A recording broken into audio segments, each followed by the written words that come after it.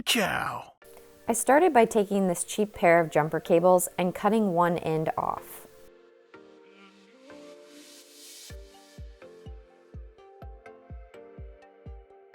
Then I separated the two wires and gave myself a little space.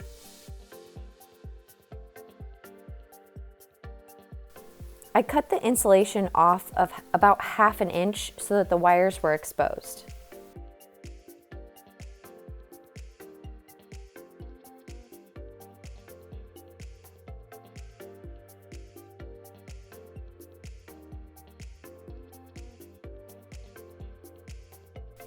You're going to drill 2 holes for the red and black wires on opposing sides of the paint can.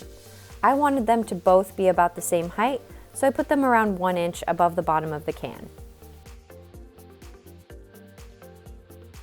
Then expand the holes to just past the size for the jumper cable wiring to fit through.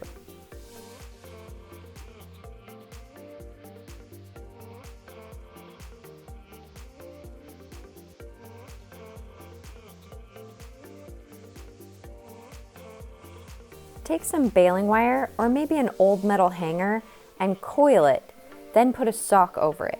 The reason I didn't put the coil around the sock is because I wanted to be able to change out the sock easily.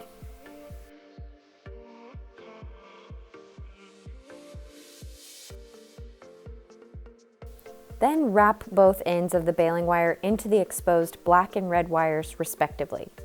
I wrapped the exposed end of the wires on each side with electrical tape just to make it a cleaner connection.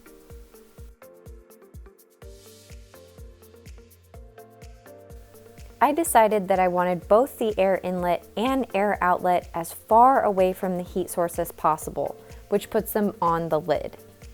Drill 2 starter holes, then expand them to the appropriate size for your clear tubing and your bicycle valve stem. Try to clean up any sharp edges.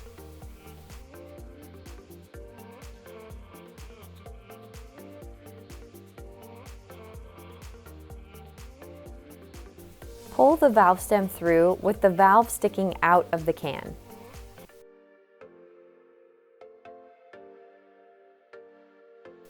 I put quick caulk all around the holes to seal any air from escaping the paint can. Let the caulk dry for at least 2 hours, or follow the instructions for whatever sealing solution you decided on.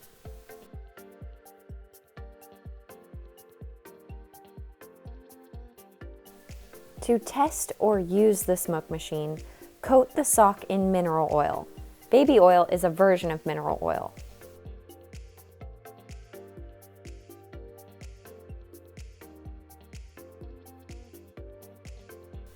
With the engine running, you can hear how much of a power draw this has, so don't use it very long with the vehicle off.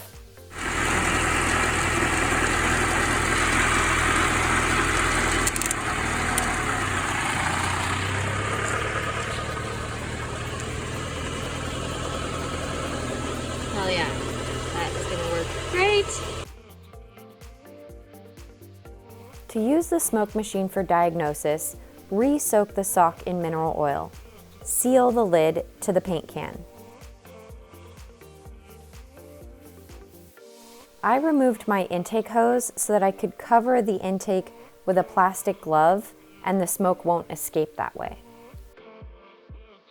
Attach the bicycle pump to the valve stem and attach the jumper cables to the battery correctly. Test that you do in fact have smoke, then attach the plastic tubing to an air line in the intake system.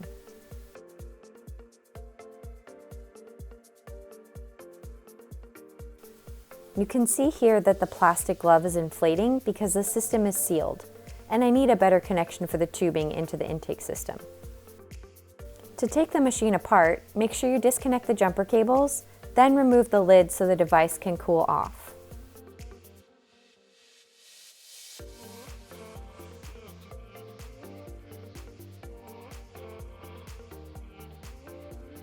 Congratulations! You just saved yourself a couple $100 both in owning a smoke machine and now in diagnosing all of those EVAP leaks and not having to pay someone else. Thank you so much for watching. If you found this video helpful, please like, comment, and subscribe below so we can help other people find this video. I offer automotive education and consulting, So if you need help completing this job, my contact information is in the description below.